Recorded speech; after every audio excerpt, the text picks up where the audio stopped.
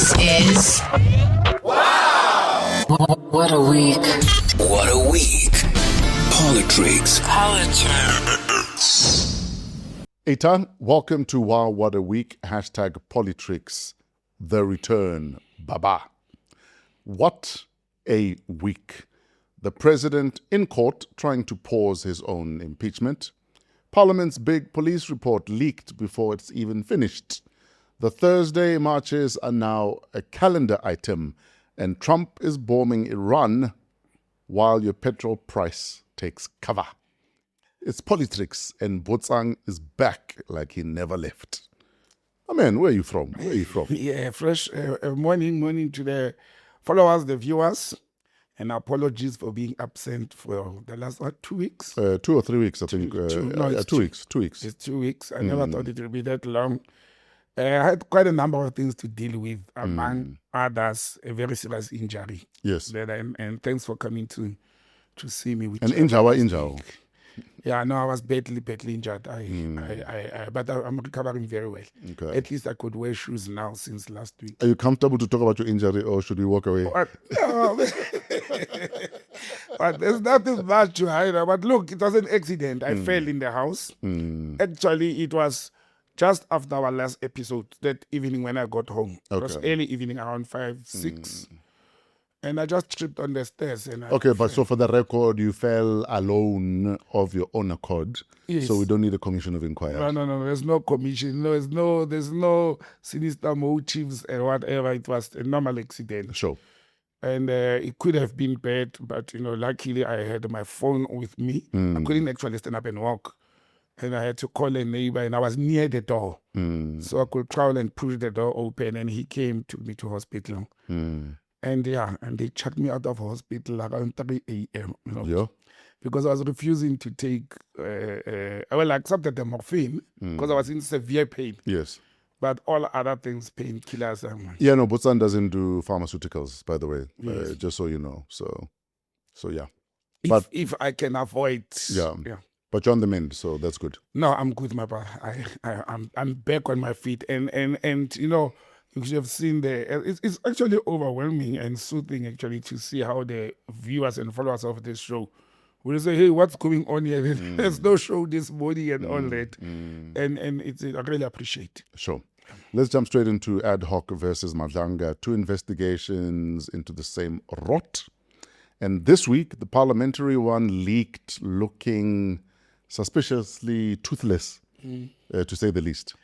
Who's protecting who here? Fresh, it is very disappointing. First, let me confirm to you and the viewers and followers that the leaked document, Controversy is a party MP, confirmed actually in one of the radio stations during the week that actually that document that was leaked, because he was being interviewed on one of the radio stations afternoon drive show.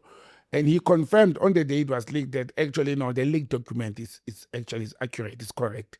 It's not fake, but it is a preliminary report subject to finalization. So the draft preliminary report makes no adverse findings against implicated individuals, including suspended Minister Mkhunu, and MPs themselves complained that inputs were ignored. And Chair Lekanyani calls talk of anyone being cleared is premature. It's premature, yeah. Let's talk about that. Look, Fresh, you know what is disappointing for me? It's that, you remember the beginning of these 2 dual processes, because that are running concurrently, the Madlanga Commission and the Ad Hoc Committee. I've always said the Madlanga Commission, it's a quasi-judicial process. It's not a full judicial process because it's a commission.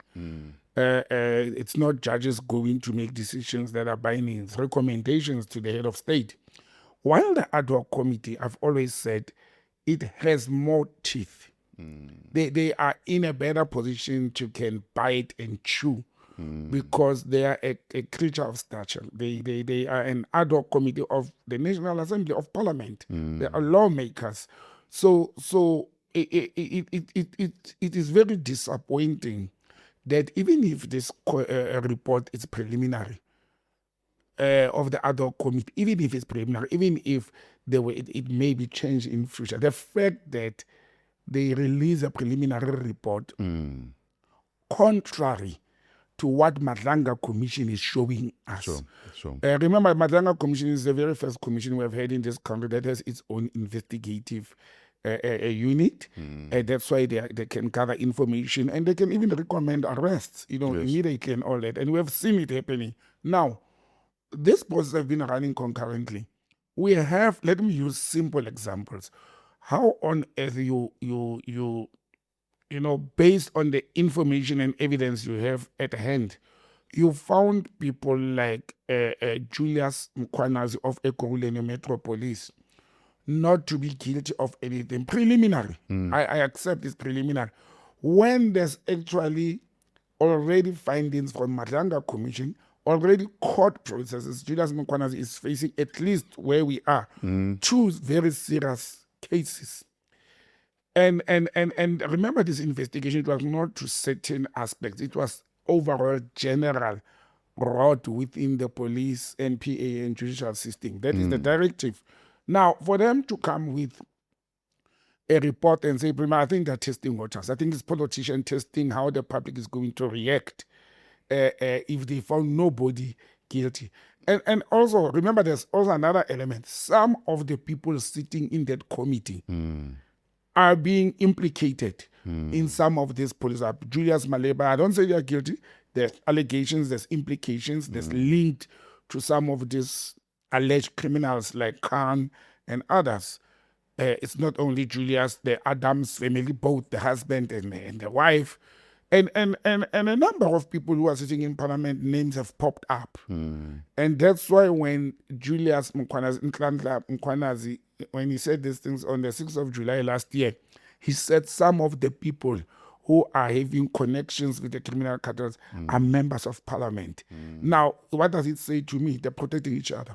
And I listened to the Umkhonto where he's a party spokesperson saying it's only them, they're not part of that preliminary report. They opposed it, they didn't want it to be released because it is not a reflection of what they have recommended. Maybe that's where your statement comes from that says some party members are saying their inputs were not taken into consideration. Yes. I will find it very hard that with all the evidence that was before us and not at Madlanga, even at that place, for example, the evidence against Paul O'Sullivan, that nobody's guilty of not doing anything. Paul O'Sullivan is clear in front of many of us that he interfered with state processes, he misled the police and IPID, but he also pretended to be working for IPID. Already that's a criminal offense on its own. When you impersonate yourself to be a police person or a state official and you are not one, that on its own, it's a criminal offense. Yes. To impersonate. Now, how can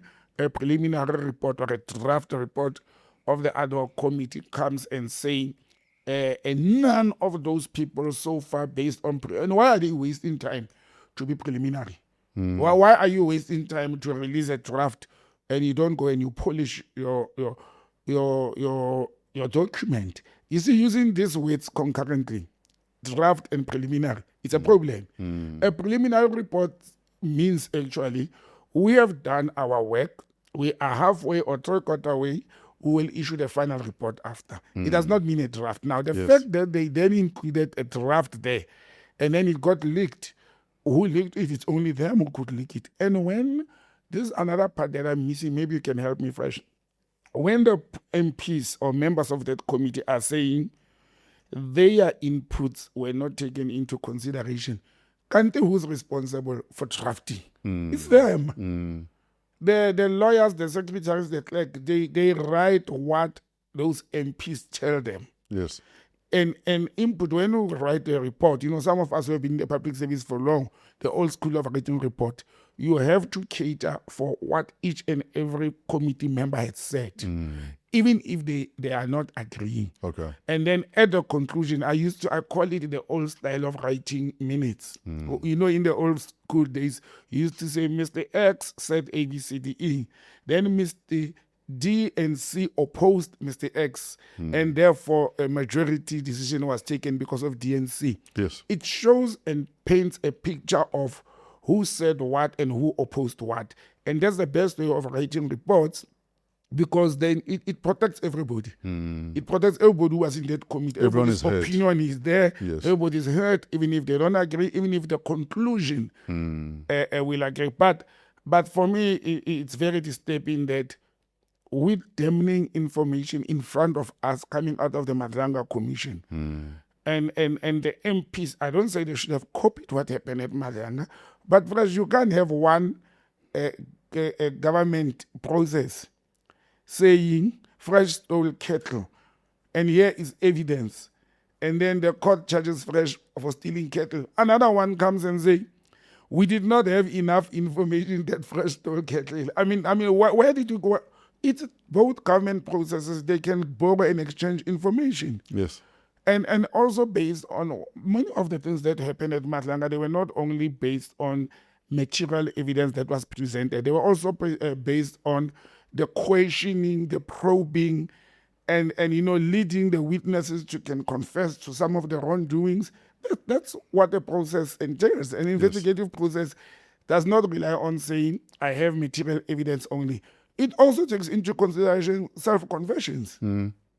The other thing that this committee is disturbing on, and you can say, failures, a lot of people are not aware that Mr. Vusimusiket Mandela, the alleged kingpin of this whole thing, has not yet appeared before the Madlanga Commission. But they appeared before the Ad Hoc Committee. So they are actually at an advantage. Yes. Because the man was there. And as they're not being questioned by evidence leader and the three, chairpersons or commissioners, being questioned round after round by all, how many are they? How many members of that committee? Almost 20. Was it 20 or 30? I can't remember. But Yeah. You remember, almost, let's say, plus minus 20 people questioning you over and over. They are at a better advantage than Madlanga Commission. Madlanga Commission may be sitting with experts. I must give credit to those MPs, because these are lawyers, these are experts, these are former policemen, these are advocates, these are former judges. There, please, you find people with metric questioning a smart criminal. And that's why also it is very important that in future when we elect people who go into offices, but elect people also on capabilities, not on popularity of politics, because this has exposed actually our MPs that they are not at par with the citizens they are leading. I mean, I'm not taking anything away, and I don't say people who don't have academic qualifications cannot reason or think. I'm not saying that. I'm simply saying it is very important to have people who are going to be dealing with legal and judicial people issues. are up to the task. Oh, exactly. So unfortunately, the democratic system that we follow in forming parliament and government does not put that as a prerequisite. Yes. But I am happy, and I've seen the ANC, which is still the leading party in South Africa, has started that process in the local government. A candidate Offsetting a bar. And I think we should extend that to even the national parliament. Absolutely. Because then we'll have the correct people in the national parliament who will know who will understand that they are lawmakers. And that's one thing that's lacking. The MPs in South Africa, the majority of them, I think they are there for political positions. I think they don't realize that they are lawmakers. They are there to make the laws of the country. Sure. And change them and amend them and all that. But no, they're just dragging their feet. In fact, was it not Linus Breitenbach of the DA about a month or a month and a half ago? I don't know if they were fighting over the and Tate Shope being in one of the committees. Yes. And she was talking about we need members who are beyond reproach in these committees. And we asked the question, surely set the bar at the door of Parliament. Yes. Not at the door of committees. Committees, exactly. Because if everyone who walks into Parliament is beyond reproach, then you don't have to have little skirmishes about committees. Because you know that everyone has passed some sort of vetting and bar that's been set. And the vetting that I personally think, like you said, it should be at the entrance, it should be at elections, it should be at the IEC. Not into the rooms. Not at the when entrance it's of the time to house. get- exactly. At the end to say the people who will come into this house, and that's why it's called a house. You understand? And I think that's where the problem is. As a nation, I'm looking forward to a situation whereby we will come to a point where people are elected into office based on their expertise, ethics, as well as whatever is morally generated people or what. And should we achieve that point, we'll go very far as a nation. Only that point will open great doors of being led by ethical people, people who know what they're doing, and people who are committed to that and don't take political office as a career. Sure. Meanwhile, the Madlanga Commission has already handed President Ramaphosa 2 interim reports, referred matters for criminal prosecution, and been extended to 16 November. Yeah. The way things are going there, I wonder if they will. I think they're going to try and push to complete by 16 November to also look credible, fresh. You know, Madlanga Commission has received, applause from many people in the country. I think they've done well if we compare them with any other commission we've ever had. I wish, and I think they will push to finish by end of November. My only concern is, they have been gotten out of the police. The focus has been in the police service, both at local government like EMPD, Joburg Metro, Tshwane Metro. You remember there was appearance of officials from Tshwane. They haven't done the KwaZulu-Natal metros like the Tekwini, Western Cape. We know that some of the issues of drug trafficking and drug dealing, they impacted on the Western Cape as well. Madlanga Commission hasn't gone there. They've dealt with the top brass police, and I think they've done very well. Actually, more and more we are realizing this was a turf war between the police mainly, and criminals or alleged criminals took advantage of that turf war. Yes. And the turf war, it was not only regarding drug cartels and drug trafficking, it then extended. I get they were now infiltrated because police were also fighting for drugs. Now these people who are criminals, they realize that no, man, these people are easily being infiltrated. Let us even infiltrate their administration. That's why they managed to. It's not one tender of Tembisa that is being questioned. There's quite a number of tenders. Yes. And the conduct of the blue lights. So the biggest problem started with the police. And they lived large. They lived large. We all know that, and I'm one of the people who have been protecting certain police service to say, we are a crime-ridden country, and the South African police service do not earn what I think they deserve to be earning, looking at the volume of work and the danger. They are not well paid. I mean, if you find teachers, nurses, and other civil servants any more than policemen, what are we saying to our men and women in blue? And that breeds corruption, maladministration, because they need to supplement their income. But now when this crime is being done by the high-earning top officials, like not even brigadier, generals, it's all greed.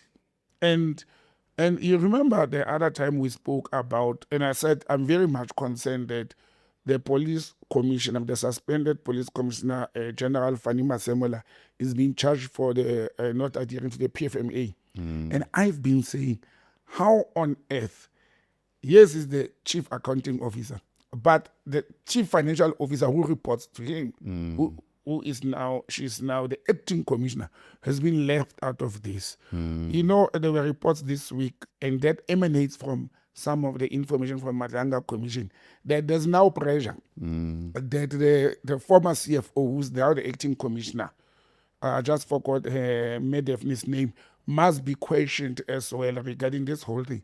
So generally, in a township language, pimpana. Yes. They're exposing each other. This week is this one, this week it's another one, some retired ones and so forth. But I pray that the Madlanga Commission, because I'm expecting more fresh, the Madlanga Commission must not wrap up this job because they are rush time and they are rush budget. I want to know when General Nhlanhla Mkhwanazi was talking about the NPA and the judiciary. What were we talking about there? Because it cannot be that the police, and I'll use Ket Matlala's example. Vusimuzi Ket Matlala had about 18 cases. Some were struck off the roll, some he was released, some they never reached the judiciary, they end up at the NPA. It cannot be. It cannot be that when it's at the NPA level or in court level, then we want to blame the police. We can't. Because once a matter reaches the prosecuting level and the judiciary level, it means the cops have done their job. And then the judge or the magistrate must decide.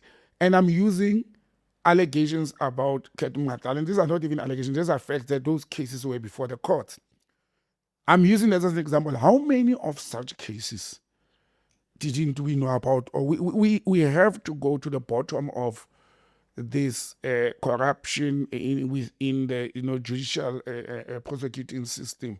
And I mean, we are in which month? We'll be disturbed by elections. We are in almost mid-July. Yeah, we're about 100 days away. About 105 days away. Yeah, about 3 months. And I hope within these 3 months, the Madlanga Commission will be able to penetrate and to go to the bottom. Look, they will not do everything. There's no time. But at least once things are exposed, we will be able, as a nation, because we may be sitting with prosecutors and magistrates and judges who are conniving with criminals. We don't want those people in the system. The same way we are cleaning the police, we must clean all others. There must be a parallel process. Exactly. What are your thoughts on some of the happenings, Madlanga, this week? The issue with Karim, allegations of seen out and about in Cape Town despite sick note, and I think his lawyer had the impression that he's in hospital or something to that effect. It should never be any impression. It should be a fact. If I'm your lawyer and you make me go, but I'm your lawyer. But you haven't told me your movements. Yeah, but it should not just be impression. It should be, look, at the beginning when Mr. Karim was hospitalized, I did not know that it was in Cape Town until this week. The lawyer at some stage said him and the attorney, the SC and the attorney and the family were there. They engaged with the doctors, they engaged with him. So if he confirms that clearly he was in hospital. But I don't know what's wrong with, I don't know how do criminals think. Sometimes we give them too much credit. If it is true. Alleged criminals. Yes, the alleged criminals. If it is true that he was seen with entourages and shopping at, again, Woolies is on the picture. I don't know what it's free advertising for Woolies. Because first no, man, I think Woolies are catching smoke for nothing. Woolies have a good product. Yeah, and most people cannot resist going to Woolies because they make good, they have good products. That's all. And somebody said to me, but why Woolies? Somebody said to me, because you can afford Woolies, they can afford, and they've got better taste than you because their product is good. Absolutely. Anyway, it's just that Woolies at a marketing level are not as brazen as, say, a Nando's. Like Nando's, yes, they're not brazen. And Nando's would have easily run with it. You know what I mean? I would have done the same. But I can imagine that Woolies don't appreciate the smoke they're catching, though it's easy to spin as we are so irresistible, everyone comes here. Yeah. You just gave them a line. But I think they don't want to be seen as, being involved or accommodative to the alleged criminals and cutters. But look, Fresh, if this is true, and I have having observed Senior Counsel Advocate Arthur Chakalson, work over the years, when he goes in front of the mic or cameras, he speaks with authority, he speaks with somebody who has material evidence. And to say they are going to get CCTV cameras, I hope they get them. They've now subpoenaed the doctor as well as the hospital. Now, I don't think that doctor or that hospital will want to ruin their careers and risk their business as a hospital by defending lies. The hospital cannot say you were in the hospital on the day you were not there. Oh, yes. When the CCTV footage, also when the CCTV footage of other places. Let's say yours, you deleted it. There could be CCTV footage of the shopping mall. And there could be individuals, the so-called whistleblowers, who took a picture of Mr. Karim in a supermarket or in a mall or any other place. But if he did that, and if this is true, I can tell you, he will be very stupid to can do this after you have convinced a commission that you Not are that they were convinced. It's just they didn't have a choice but to accept the medical the position. reports, the Exactly. position, and all. But also, if I'm sick, it doesn't mean I can't chew. Why can't I go out and eat? Well, there's a difference between I'm sick and I'm hospitalized. But I can be discharged and then want to go. Oh catch a no, bite. if you are discharged, it's about that's processes. I've been in trouble at work with that. That I was once sick and booked off, and colleagues came to see me, and obviously there'll be a party. People will be drinking and all that, and then my boss got to know, and he charged me to say you were sick, but you hosted a party. I did not. My argument was I did not. And who said when I'm booked off sick, I can't go and sit in the garden with friends who are coming to check on me? But if he was discharged, he still, or his lawyers, they still had the responsibility to inform the commission so that they can reschedule the date. Remember, the date was postponed. They were still looking for a new date, but they could not set a date because he was hospitalized. Yeah, but the whistleblowers beat us to the punch. We were going to actually say he's fine now. Fresh, we'll hear next week when... But also, and I don't know if it's a placebo effect or how it works, but I know people that will be sick and they'll go to the doctor.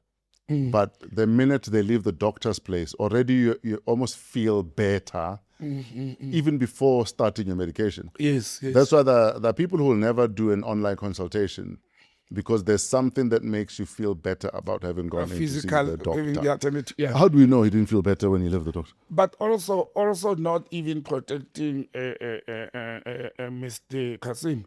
Karim. Yes, Karim, yes. Also not protecting him. I don't understand the medical unfitness that people talk about, and I'm not talking about this case generally.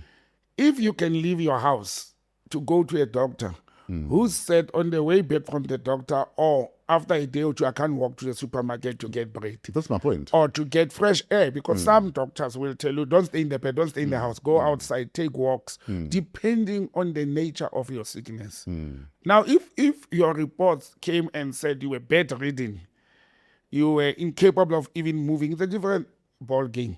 That's why Justice Madlanga has been saying he is not going to accept the standard medical note. Remember, the doctor doesn't have to disclose why you are sick. They don't, but it's going to be very difficult for them to force doctors to disclose the nature of the injury or the illness of their patient. But it's a subpoena. You must come and explain yourself. Look, they do that, but the doctor can say, but I've called the South African Medical Council that is saying I can't. You understand? Just like lawyers have client and legal prerogative. Not to, you can't force them absolutely unless they've got evidence and they doubt. Yes. But we'll see next week when Mr. Advocate Chacalson's alleged CCTV footage comes in the hospital.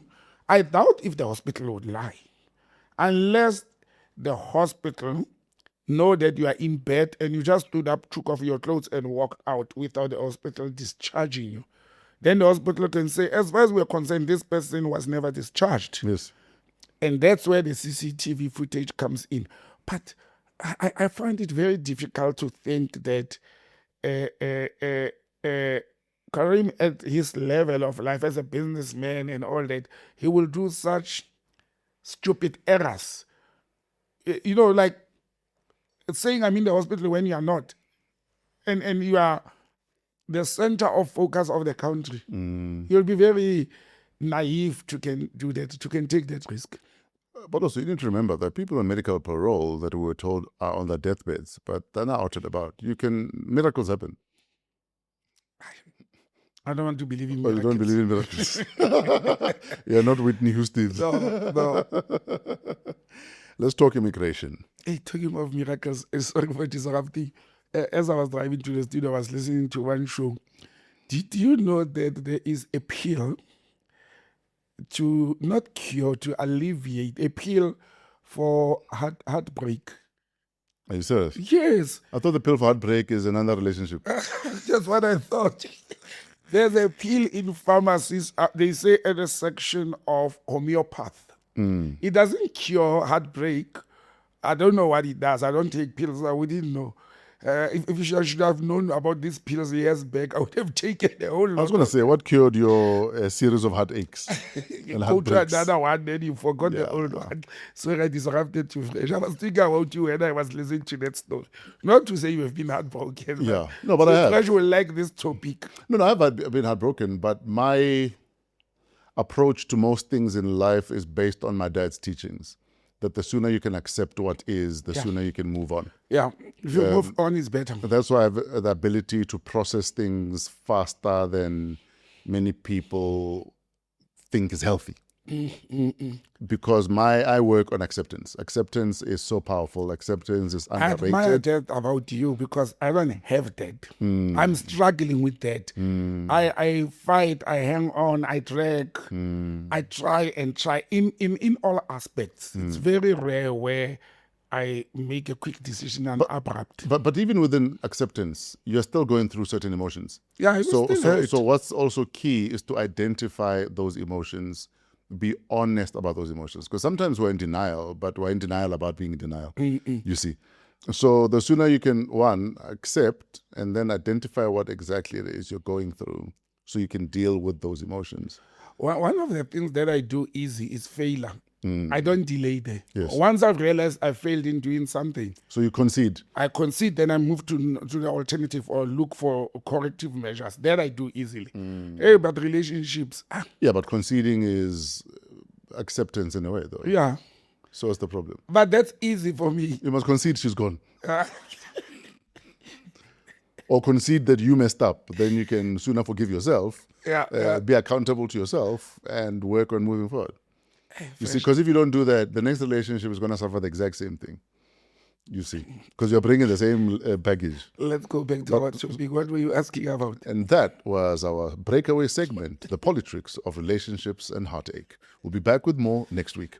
Immigration after the deadline. June 30 came and went. Yes. Government said the deadline was fake, then removed 53,000 people in a month. Who's running immigration policy the way things are going? You know, Fresh, it for me, it looks like the government had lost and look, thanks, as a South African citizen and resident and a civil servant in the immigration field and border management field, I honestly want to look at what transpired outside the box. And I must not be boxed into it and say, let us be honest as a nation. If these people that are sometimes being called vigilantes, that are being called civil society activists, whatever, the March on March and the other, I always forget the other group of the gentlemen from KZN, Jacindas and the Operation Dodolas, if they did not, and even other normal civil servants, because we saw what happened. This thing, for me, it became a success. It was well organized. There was a lot of discipline. And it was a success. Why do I call it a success? Not because there were people marching on the street. That's not how I measure it. That thousands of people marched. And they are saying it's going to continue every other Thursday. I think they said one Thursday a month, or the last month. Thursday of the month. I can't remember. Yes. It's going to continue. I'm not using that as a barometer or as a measuring instrument. My measure is, did their allegations, their protests, and their laments, were they lies? Are we not having thousands, hundreds of thousands, if not millions of illegal immigrants in the country? It has exposed the government. It has exposed the truth. How it came, who brought it up should not be an issue. Sure. If there is a leaking part of the roof in the house, whether the leak was caused by bad, what you call construction, or wear and tear, or what, it's immaterial. The fact We is, are all getting wet. we are all getting wet, and we are in this house, and this thing is impacting on us one way or the other. You understand? So I think they've exposed the government big time. And the government, as always, they reacted. Remember the government from the IMC Interministerial Committee a few weeks before this 30th of June deadline. And they were being called names, but it became truthful. I've been working in government for 30 years. I've worked in border management. I've worked in immigration and consular. I never imagined, the one that shocked me is the number of Malawians in South Africa. That's shocking. If you tell me about Basotho and Zimbabweans, and I'm not talking about illegal, I'm talking general. Nje, the community. The community. I mean, we grew up with people from Mozambique because of the 80s war there. They started families, they never left. I was shocked with Malawians. You know, those hundreds of thousands. And then it went on to do what again? It went to also expose this protest. African governments or states, Ghana, Nigeria, all of them, including some political parties in the Kingdom of Lesotho, criticizing and attacking South Africa for not protecting their citizens against the so-called vigilantes or March on March and other organizations. You can't protect your own citizens. You expect another state to protect them just because they are in that state illegally, as a matter of fact. Now, some even go to an extent of asking the Republic of South Africa. Remember, they were in denial before. Yes. To say there's no illegal citizens. When those own citizens stood up and said, no, I'm in South Africa illegally. Another thing that I've picked up about the reports of those who have been taken out, this is something very critical to mention. Majority of the people that have been deported through this process, majority of them, it's not because their permits expired or their visas. It's because they came illegal. You know, there's a difference. They don't even have a passport stamp that expired. Yes. You know, there's a difference between somebody who came here with a visitor's visa and they overstayed. And then somebody who crossed the river or the fence. Majority of these people, they came here illegally. Sure. From all over. Some overstayed, some permits expired, some came with student visas. And then I know somebody from Mozambique who called me personally. We are friends. And she said to me, you know, but I'm very upset with the people of your country. And I treated you nice when you are here. I welcomed you when you lived in Mozambique. And she says to me, my daughter studied in Durban, graduated, got a job, rented an apartment, bought anything. Why was she pushed out and all her goods are left behind? And I said, I don't know the story. I can't comment. Yes. But I don't think that's what happened. I think she feared and she ran away. Again, I was not in a position to say to that lady, why did your daughter stay with a study permit and started working and building life? Why didn't she apply for a work permit? You know, if I was in a position of authority. As one should. As one should. But this has created serious chaos both domestically and internationally. It has exposed how African governments, they are failing to take care of their own citizens, and they want to put the burden on another state. And, you know, I get it. And it's unfortunate that there are also people who are here legitimately earning an honest living that have suffered at the hands of the lawless elements that chose to hijack the thing. Yes. When the thing was about, if you don't have papers, you are breaking the laws of the land. And I don't want to say I am sorry and I apologize that there are people who bore consequences despite having been here illegally or legally. But you can't make those people the story when majority stood up and said, I don't have papers and I want to go home. Because it's at that stage I expect you to start also being accountable and saying, I'm sorry that there's so many of my citizens there that have broken the law of the country. How can we work together to do the thing? Because now you're going to say, yes, there might be however many incidences where someone who had papers was attacked or intimidated and they left. And that is unfortunate. But you can't turn that into the story when the bigger story is, why have so many of you people left your country without papers to enter another country without papers? And you're not willing, just at the very least, at an Ubuntu level, to say, I'm sorry that there's been lawlessness at the hands of some of our people.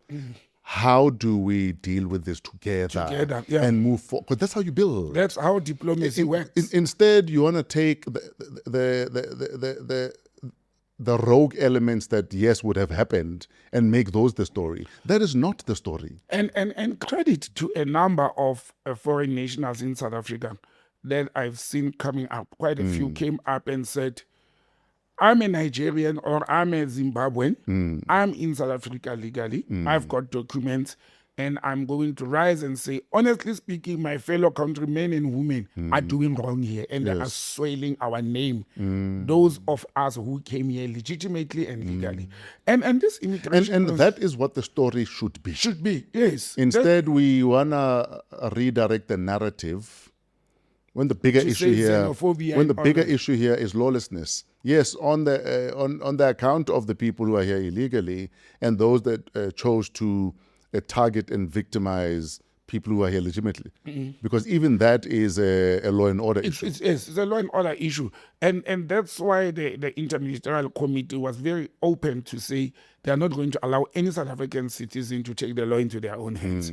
And look, Fresh, there's something simmering in the country, and I must really applaud the organizers of March and all other people for making sure that, mainly with those thousands of marchers in almost all provinces, there was discipline. Yes. There was very little skirmishes with the police. There was discipline. We didn't see people being necklaced or being beaten up, except in one few instances, and the police acted because there were arrests. Also, about 900 arrests, and I hope they go through normal prosecuting process. But the South African government should learn out of this. Letting things go for many years, you're creating a very wrong impression. For example, there's about 513, and that's the figure I got this by the end of this week, that it's about 513 Malawian nationals who were queuing outside the refugee center in eThekwini City in KwaZulu-Natal. And because this process has now been delayed, and everybody was being moved from as far as Cape Town to near Bait Bridge to Messina, because that's the most part used for exit, the Bait Bridge. There's a good center that was created by the government there that costed almost R500,000. And I said, now, not 500 million rands because of additional personnel, accommodation in tents, ablution facilities, and all those things to process them, including the movement or with buses from whatever destination in the Republic into that center. Now, these people in KZN, guess what they are saying to the government? There's an organization called, run by some Mr. Govender, and it's called Siyafana Sonke or something like that. And they are requesting the government that they don't want to go anymore. They want the government to reintegrate them back. Now, these people came forward and said, I'm illegal. I've been illegal for 15, 20 years in South Africa. I'm leaving. Now the process of being moved out is happening. And now they say to the government, I've been sitting at this camp for 3 weeks. Yeah. And sleeping outside and all that. I don't want to leave anymore. I want to be reintegrated back into the society. Can you see the burden that it places on the South African government? Especially after the chairperson of the Interministerial Committee, the Minister of Justice, Kubai, said that they're even going to cut the cost towards, because South Africa has been carrying the burden of moving others. They can't afford it anymore. And she shouldn't have to carry the burden. They shouldn't have to carry the burden. Their own government was supposed to do like the way Nigeria and Ghana did. But this also, when I look at the numbers, it's a small number of the people who have actually left the country. And unfortunately, you also need to understand that if you've been in a country illegally and you're about to be repatriated, as is the case, your fingerprints must still be checked. Your biometrics should still be checked against a database of possible crimes that might have been committed. Yes. So it can't just be that I want to go home, so we're going to let you go home. Yeah, it can't be like that. Unfortunately. But it's also helping you. You know what I'm saying to law-abiding people from all over the continent or the world? If there's a process that aids you, that may even protect you for your own good, if you know you did nothing wrong, abide to that process. Take the process. Take the process. it may protect you. I always make an example, although it was abused, about, when you go into estates, what do you call them, these housing estates? Yes. These days, they actually even take your photo, they want your driver. In the past, yesteryear, they used to have a book at the gate, and you fill it up and you sign. Yes. Do you know that at some stage I was entering an estate, over 20 years back, fresh, with a friend. A crime was committed somewhere, and he was alleged to have been there. Guess what was the evidence that this guy presented in court that he was not there? It was, and because I was driving, logbook. It was the logbook, and I should have signed, but I was driving a left-hand drive, and he was a person. I said, "Just sign, man." And because he wrote the correct information and the signature, and there were no cameras that time. He had an alibi. That logbook saved him to say, but he was not there, despite me saying that I was with him. The logbook supported, my testimony. And it's very important to stick to the law, because if you are a law-abiding person, but there was also talks of, why is this focused on Africans? We have spoken about it. It's not focused on Africans.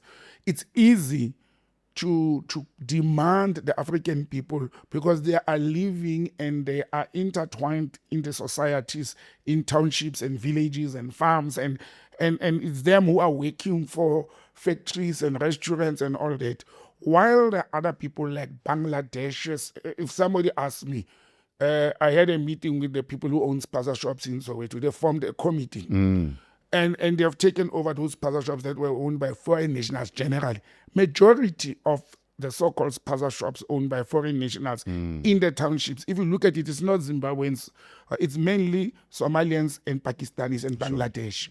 So it depends what impacts on the protesters and the communities.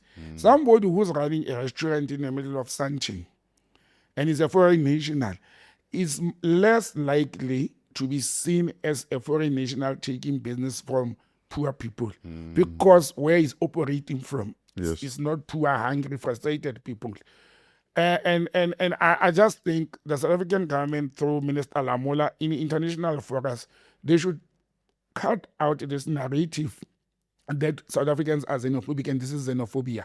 We should deal with this very harshly and to dispel the rumor that this is xenophobia. Yes. And once the protesters, and I'm not, asking anybody to do that, they must start questioning other things, the Chinatowns, the China malls, the Chinese nationals who are in this country, legally or illegally, and all other nations. Yes. Then, even Europeans who are here illegally, especially in the city of Cape Town, in the Western Cape. It will be interesting for that to be noted, so that it's not limited to African people only, but the government must come to the party. The people have committed or have done an uprising. It is how the government responds to that uprising. We're in a democratic dispensation. The apartheid government would have put bullets on our heads or locked us up for an uprising. The democratic government can't do that, but they must do the right thing. Foreign destabilization campaign. Let's talk about that, because there's word that there's also a third foreign hand. Yes. That is pouring petrol on the thing. Yeah, look, fresh, there's been questioned, and I tried so much to avoid reading or involving myself into that. Yes. Who is funding Jacinta Ngobese Zuma? Who is funding Operation Dudula led by Zandile when she was still there? Yes. Who's funding who? I've said from the very beginning, it is impossible to can run such a campaign without a budget. My concern, it will not be who is funding them. My concern, it will be what are the interests of the funders? What do the funders want to achieve out of this? Because once you are a foreign organization and you support a cause of domestic people, what is your interest? And let's flip the coin and go to the opposite side. The international organizations that are funding, what do you call them, these so-called foundations in South Africa, NGOs and all that, what are their interests to can fund NGOs that are protecting illegality in the country, or whatever reason, and taking the government to court over and over? What are the interests, or what do they want to achieve? I think in this instance, it is business people against business people. And I'll tell you why is my thinking like that. Majority of foreign nationals that I'm aware of, especially from Mozambique, Zimbabwe, Lesotho, let me, and maybe Malawi, let me stick to those. And I'm basing it on my work experience. Yes, sir. They are cheap labor to the capitalist market, whether it's the restaurant, whether it's the farms, whether it's the factories. There is cheap labor that business owners are using them. And what does this business owner who has cheap labor do? Then you've got an advantage over a citizen or a businessman who's running a legitimate business. Yes, whose overheads are now Whose more than overheads yours. are now more because yours, you are yeah. is paying taxes. So they can't compete with you. So they can't compete with you. And I'm suspecting that the legitimate business owners, whether they are foreign or domestic, are the ones who are funding these people. Okay. Because they can't compete with those who are conducting illegitimate business. Sure. And when you look at big conglomerates, when you look, and I don't want to mention shops, but when you look at farming, and the farming one, I'll talk more of it because I worked a lot on cross-border movements with the farming communities, mainly cheap labor, unregistered foreign nationals. So those people are innocent. Those people came here to look for greener pastures. The problem becomes the employer. Whether it's in Africa, how many times did the police raid factories of whatever sort in South Africa and they found people without papers who are foreign? So I think it's the legitimate business owners who are paying taxes, whether they are foreign. Most of investors in South Africa are foreign. Very few have capital to can run big businesses. And it's cheaper for them. It was cheaper for those abusing and exploiting foreign labor, illegal labor. It was cheaper for them to continue doing that. And I think it's a battle of the turf, of who can do what. Then you know that you are Mr. X and you can't fight Mr. Z. I'm therefore going to look for somebody who is actually aggrieved of this situation. Yes. Who is the aggrieved person? Is the person who says, I can do that farm work. I can work, or my child can work in that restaurant as a waiter and earn the minimum salary of 4,300 rands. But my child is not working. I'm therefore going to connive or work with this funder to make sure that we create an opportunity. And I think that's what happened. In fact, Jacinta Ngobese Zuma refuted the claims of foreign funding. She rubbished the allegations that her movement is funded by Israel, saying that they are funded by donations and well-wishers. Yeah. And the South African Zionist Federation's Craig Pantanovitz urged cabinet ministers to either provide the evidence or retract the suggestions that Israel is linked to anti-immigration unrest in the country. Look, I wonder if Israel will do that when there's so many Israelis or Jewish people of descent in South Africa. Whether legal or illegal, I don't know. But there's so many of them. Why would you find immigration processes? But, there's an element that, and it's adopted from politics. The words like, and it's something that's been used like a third force, Israel this, Israel that, Israel this, Israel that. And it's very quick for people who grew up in the liberation struggle, especially PAC, ANC, Azapo, for their people, ministers, to say counter-revolutionaries. So because of our historical background, that were supported by Russia and other African states and or the Soviet Union and Cuba and all that. The Red Danger. Yes. Once you associate yourself these days with those who were seen to be pro-apartheid, you are counter-revolutionary. And people use that word loosely and easily. It's very easy for ministers or people in government to stand up and accuse civilians or civic organizations that are coming out that you are being used. Or that you don't have the agency. Yeah. Or the capacity. Yes, you understand? As if people are not capable. Yeah, Lebatofela. That's why Fikile Mbalula once said, who is this Jacinta or what can you do? I wouldn't use my energy and focus on that. Because even you as government, you are funded by foreign agencies. The IMF is giving South African loans. The World Bank is giving South Africa loans. Now we just got loan from France for the city of Joburg. What are we saying about that? Why are we not calling the city of Joburg counter-revolutionaries for taking money from the French, who are actually exploiters. We have seen what France has done to West Africa. Now they've been chased out of Northwest Africa. Out of Sahel. Yes, in the Sahel region. And now they are looking for new people to fund. Why are they funding us? As a politician, I would not focus my energies on who's funding who. I will look at the interest. If there's intelligence interest that says this is dangerous, they want to destabilize the government, it's another issue. But at the moment, I've said at the beginning, it has become truth and open that we have an immigration crisis in South Africa. And June 30 proved that. It proved. I mean, this ministerial committee is there. It proved. There's evidence to that. There's evidence that there are people who have been having fake IDs, fake passports. 3 days ago, a Malawian citizen was arrested producing fake asylum papers, fake this and IDs and passports.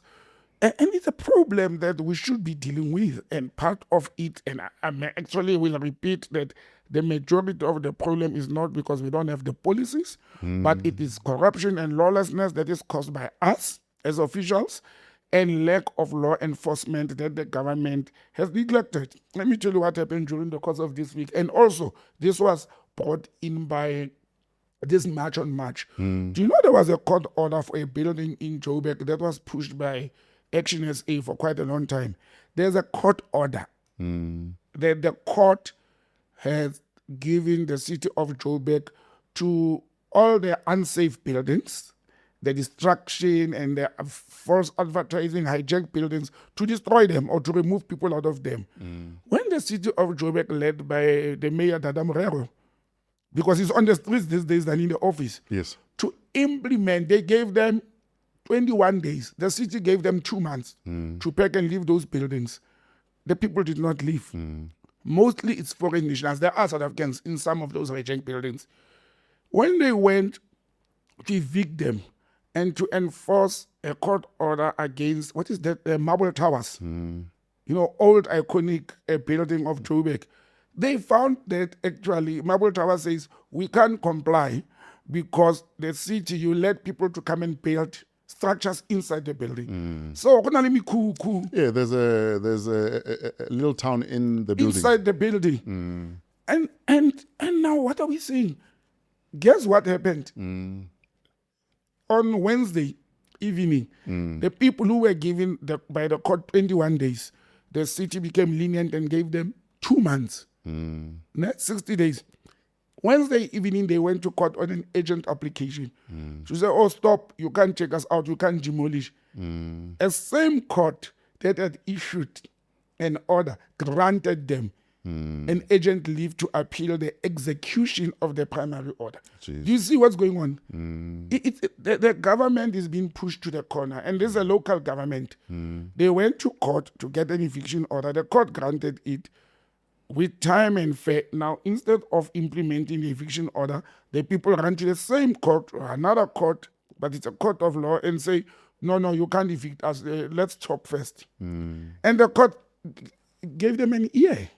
Somebody may say that's democracy. That's how it works. I had Mzilikasi wa Africa, investigative journalist extraordinaire, on the show yesterday.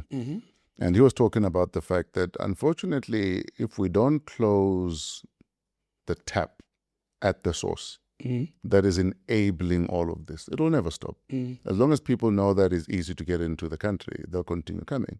If people know that it's easy to come into the country and stay in the country because nothing's going to happen to you, they'll continue coming. If people know that Botsang sells an ID and a passport for 5,000 Rand and I can get away with it, it'll continue to happen. Yeah. So until we nip the thing in the bud at source, people will continue to do this. Yes.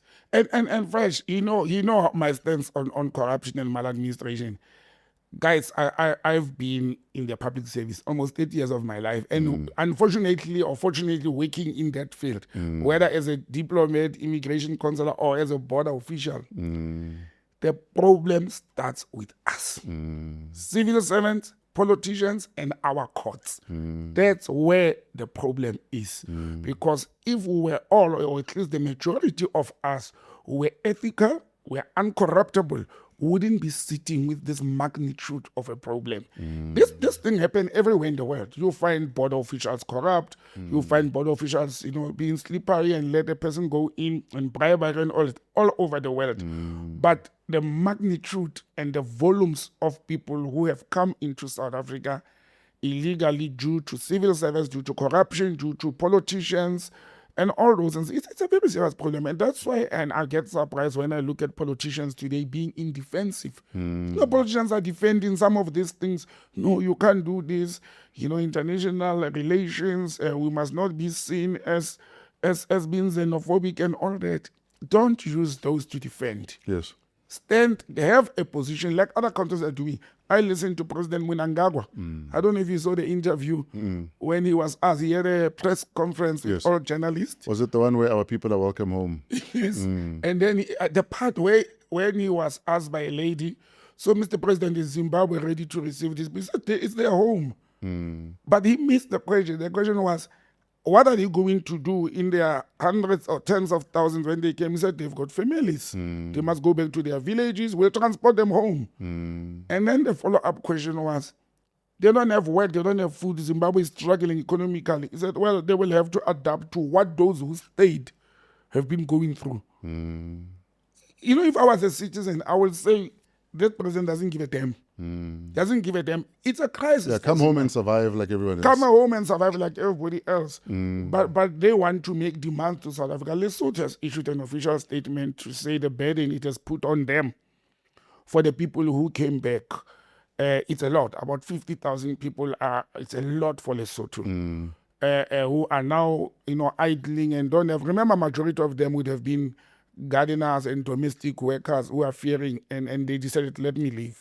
But you see, the challenge also then to a lot of our African neighbors is that can you have systems in place that when a citizen says, I need a passport or I need to renew my passport, it can happen and be expedited timeously.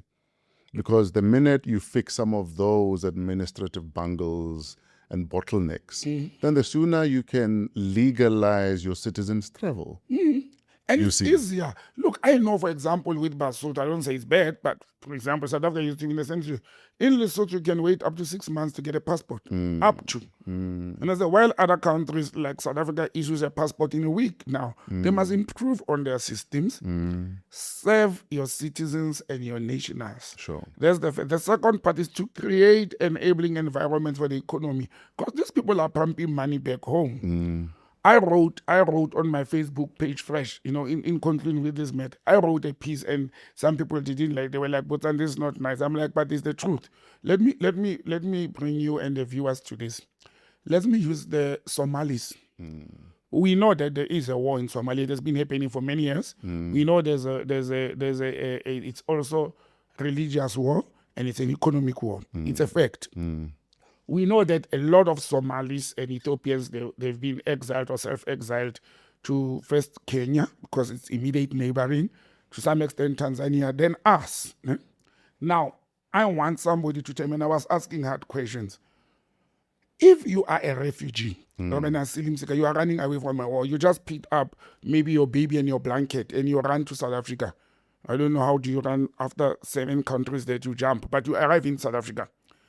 How on earth has anybody, and I was writing and questioning the intelligence and immigration officials, how on earth do we wake up as a nation and we have Somalians who are well organized in the country to an extent that they, in inverted commas, legitimately or correctly run spaza shops or businesses, and they outbuy or outclass South Africans? Where do they get capital from? You were running away, you had nothing. Where do you get capital from to can start a spaza shop in Mutlak and Randfontein that even outsmart, outplace and outclasses the shops and the spazas that were owned by locals? Maybe our sense of community and working together and harambeing is better than most. Okay. Now, I agree with you, because that has been the talk, to say they buy bulk. They call gang funding or something like that. They go together, while South Africans will run plazas or shops as individuals. My question remains: where did you get the capital from? Even if you are 10 and you came together, how are you becoming an astute business, but even if it's small business, Sure. person in a foreign country where you came, you said, I have nothing. Where did we get something? And these are the things that our intelligence community must start looking at. If 10 Somalis arrived here at Beit Bridge, like it has happened before, or people from Bangladesh or Pakistan, remember the 25 Afghans, they came here as asylum seekers. They had nothing. They didn't have a place to sleep. We are supposed to investigate as a nation. How did they then wake up after a month and they can have one spaza shop, second, third, fourth? Who is funding that? Where is the capital coming from? Is it not coming from those that have been here already?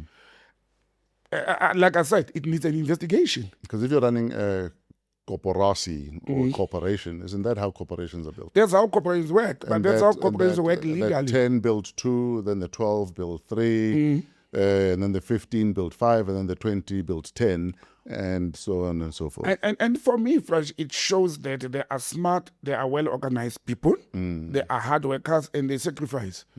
But you can't clap hands for illegality. Sure. For example, where did you get the permit or the license to run a spaza shop? Because you need a permit and a license. You understand? Now, we know that in terms of health regulations in South Africa, you are not supposed to sleep in your shop and bath there and use it as toilet. But they're doing that. Should we just say, Basokola, we can let that go? We cannot run a nation like that. We have to start fixing these things now, including our own people who lease their premises and licenses to foreign nationals without checking if they're here legal or not. So we must also take a responsibility and start with us as a nation. I know, for instance, in the US, if Botsang asks me for a job, I can go into a database and type his name out, and it will show me his entire criminal history and a record. And maybe we need to have a database such as that.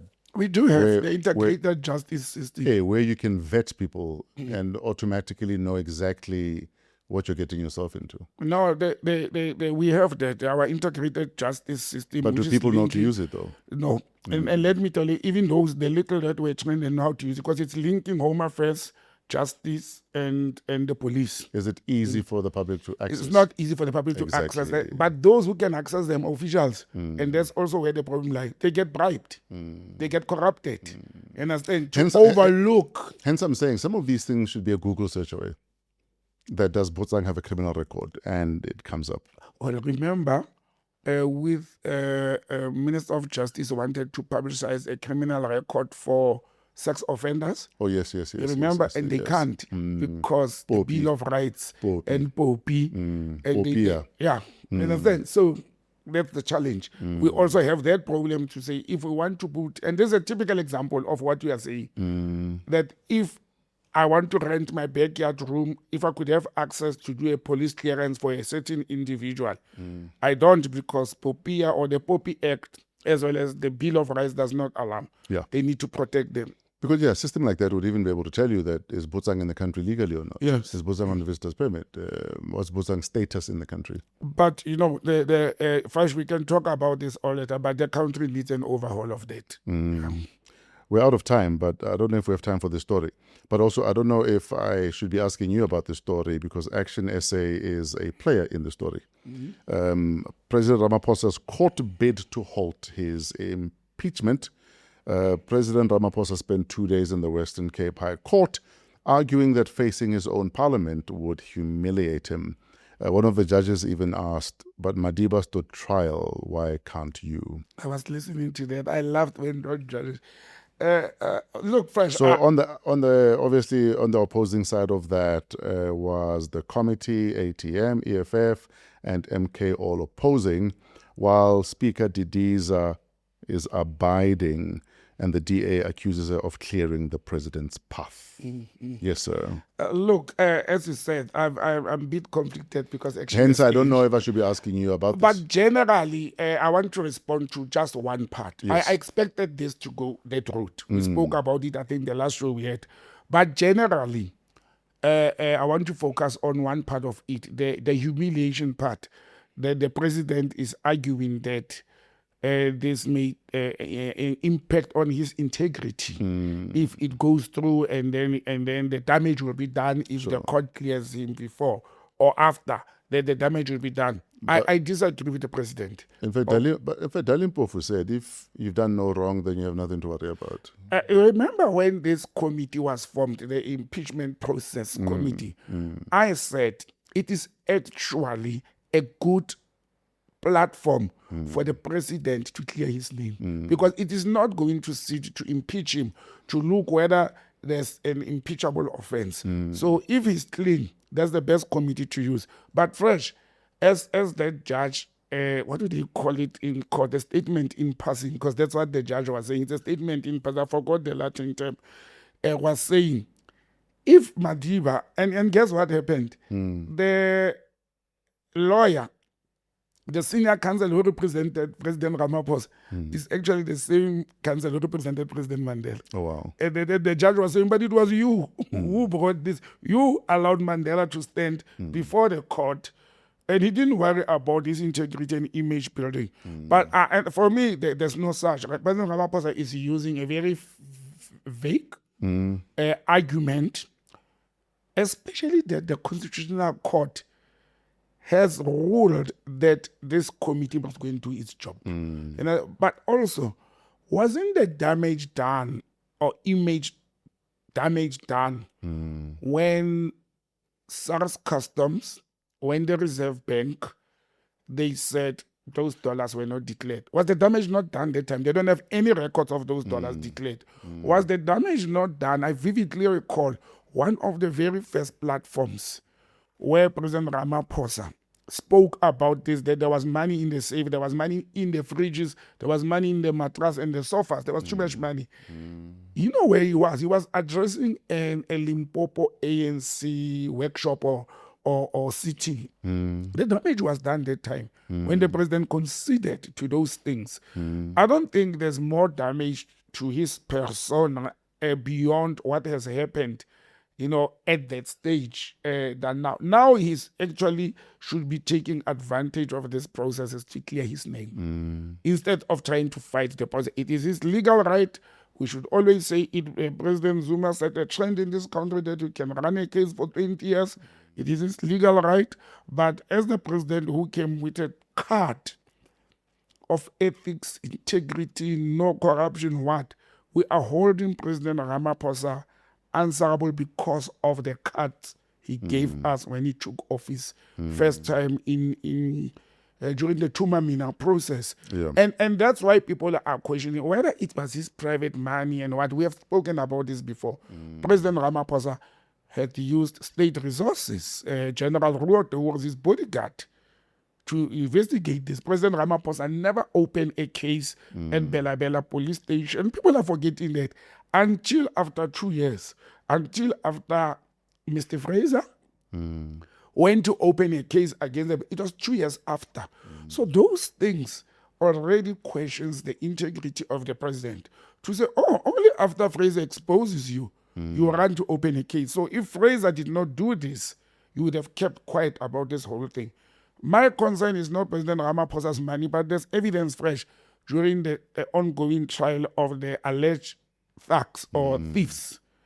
There's evidence that now has come out in court. It's not Botsang saying it, it's not the media, it's not allegations. That, and I like the way lawyers write. They don't say the money that the three had generally. It was more than 580,000 US dollars converted to rands. They're not saying that. They're saying counting and looking at their financial transactions after the theft. You see where courts and law becomes critical. In fact, after the theft, their accounts moved over 15 million rand. Yes. But only 8.7 was reported as stolen. Yes. So So this is evidence before the but- court or before the nation. Maybe they had money in their accounts already. No, but listen to my weight. The evidence before the court in Bilabela or in the docket says after the theft. So it means they are calculating what was moving in out. They are not saying it's from President Ramaphosa. It could have been from other guys. Yeah, maybe. Oh, yeah, maybe they're a family, Maybe that's a cash family, somewhere. a family trust fund. Yeah, so it is upon the honors of the state to prove that. But there's wrongdoing fresh. Money came, and I'll stand by that one. Money came into the country, not recorded anywhere. The buffaloes are still sitting in Bela Bela if they're still alive.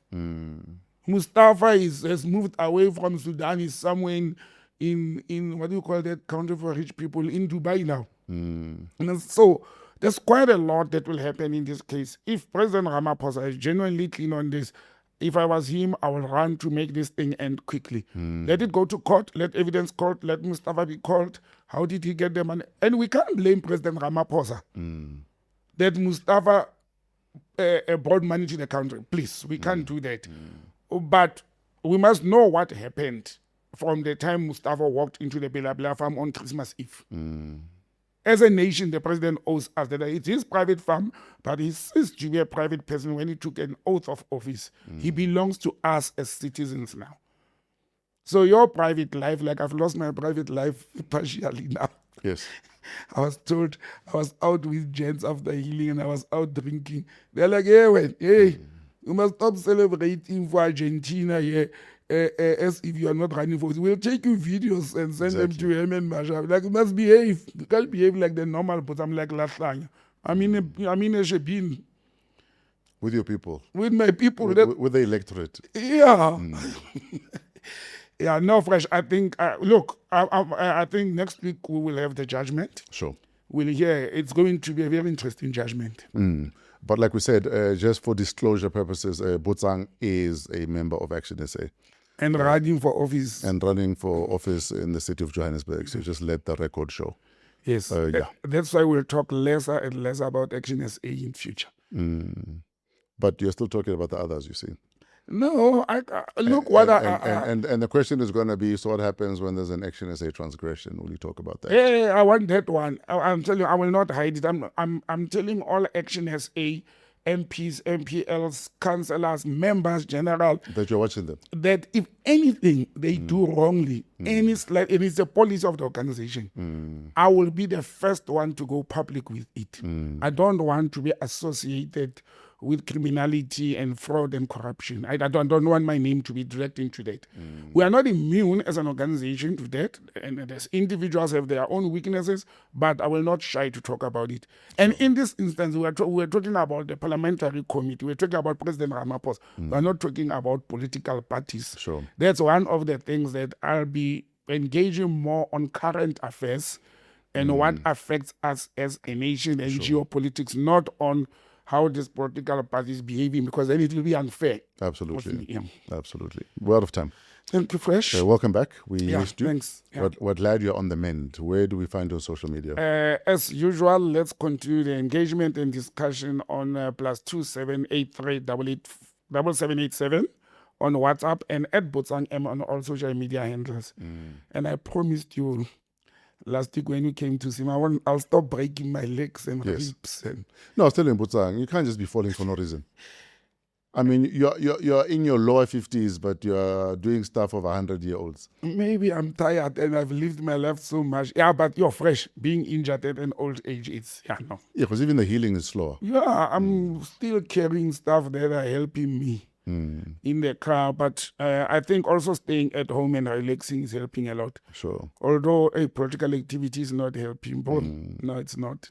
You said Tumamina, so we will. No. Yeah. But thank you, Fresh, and thanks to the followers and the viewers. And again, once more, apologies for it was beyond me. And it happens to all of us. Sure. We get sick, we get injured. Sometimes we take breaks and leave. Absolutely. And we all need those breaks. Yes. Thank you for watching. Thank you for engaging. Thanks for all of the comments, for liking, for subscribing, and most importantly, sharing the links with family members and friends and even your adversaries so that we can keep the conversation going, especially in the comments right here on YouTube. This has been another installment of Wow What a Week, hashtag Politricks, coming to you from Discover TV in Fourways, Johannesburg. Discover TV, let them be your stage. We're part of the Africa Podcast Network. Email us on waw@africapodcastnetwork.com. Our executive producer, Eskeletso Modisa Gang, and all of our videography, cinematography is done by Trevor and his crew at Pezulu Works. If you're having an event, an occasion, music video, whatever it is that you want to turn into a movie for life, Pezulu Works will do all of that for you. From myself and Botsang, until next week. Have a wow week in spite of yourselves. We're out of here.